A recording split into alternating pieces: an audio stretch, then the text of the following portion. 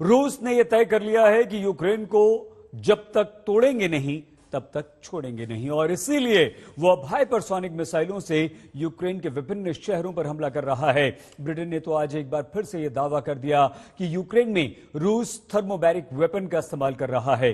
Thermobaric बम को आप vacuum बम के नाम से भी जानते हैं, जिसके फादर ऑफ ऑल बम जिसे कहा जाता है।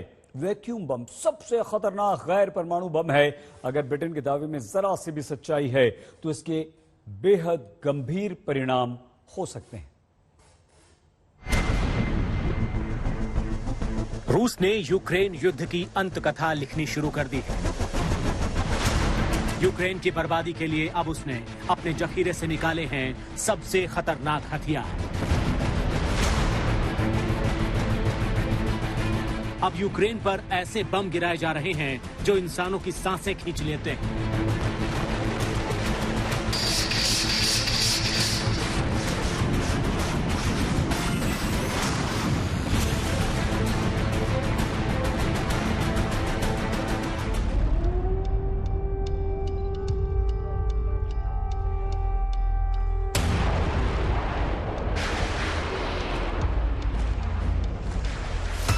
ब्रिटेन के रक्षा मंत्रालय का दावा है कि रूस ने यूक्रेन में थर्मोबैरिक हथियारों का इस्तेमाल किया है, जिन्हें वैक्यूम बम भी कहा जाता है। ब्रिटेन ने कहा है कि रूस ने पहले भी वैक्यूम बम का इस्तेमाल किया है, लेकिन रूसी प्रशासन हमेशा इससे इनकार करता रहा है।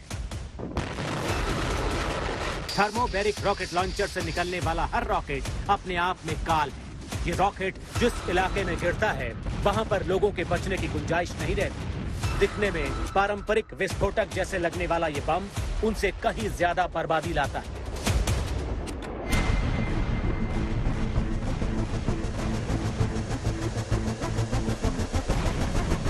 थर्मोबैरिक बम को वैक्यूम बम भी कहा जाता है। नामकरण से ही आप समझ सकते हैं कि इसका धमाका क्या करता होगा। जिस इलाके में इस बम से हमला किया जाता है उसके 500 से 600 मीटर तक के क्षेत्र की ऑक्सीजन खत्म हो जाती है।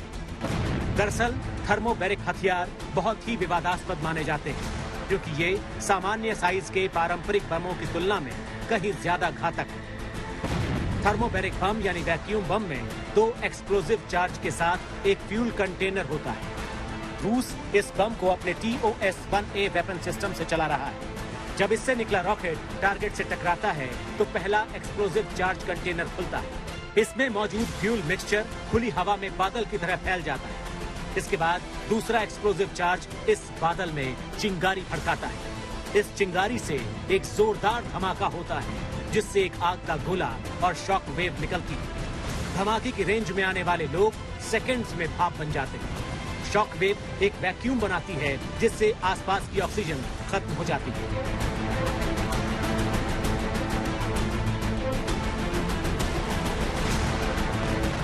थर्मोबैरिक बम की खामी यह है कि ये पानी के अंदर बहुत ज्यादा ऊंचाई पर या प्रतिकूल मौसम में इस्तेमाल नहीं किया जा सकता है। इसके इस्तेमाल से सेकंड्स में सैकड़ों लोगों की जान जा सकती है। अभी तक यूक्रेन के अलावा इस बम का इस्तेमाल कुछ मौकों पर किया गया है। सबसे पहले दूसरे विश्व युद्ध के दौरान जर्मनी ने इस बम का इस्तेमाल किया। जहां तक रूस और अमेरिका का सवाल है तो 1960 में इन दोनों देशों ने इस बम पर रिसर्च शुरू कर दी थी। 1960 के दशक में ही अमेरिका ने वियतनाम के खिलाफ इनका इस्तेमाल किया था। अमेरिका ने 2002 में ओसामा बिन लादेन को मारने के लिए अफगानिस्तान में इसका इस्तेमाल किया।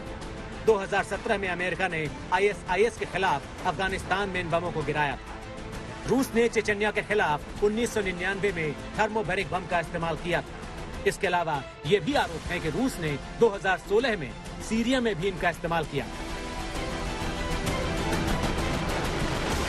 थर्मोबैरिक या वैक्यूम बम पारंपरिक विस्फोटकों से ज्यादा खतरनाक और तबाही के हथियार, लेकिन इनके इस्तेमाल को लेकर कोई अंतर्राष्ट्रीय कानून नहीं है। हालांकि कोई देश अगर इनका इस्तेमाल आम नागरिकों, रिहायशी इलाकों, स्कूलों या अस्पतालों को निशाना बनाने के लिए करता है तो उसके खिलाफ हेग कन्वेंशन 1899 और 1907 के तहत वॉर क्राइम यानी युद्ध अपराध का मुकदमा चलाया जा सकता है। रूस अलग अलग तरह के हथियारों का इस्तेमाल यूक्रेन में कर रहा है, लेकिन थर्मोबैरिक वेपन्स का भी इस्तेमाल का आरोप उस पर लग रहा है। ब्रिटेन की तरफ से कहा गया कि रूस की जो रक्षा मंत्रालय है उसने इस बात को स्वीकारा है। अब ये किस तरह का हथियार होता है वो भी समझिए। इसे दूसरी भाषा में वैक्यूम बॉम्ब भी कहा जाता है।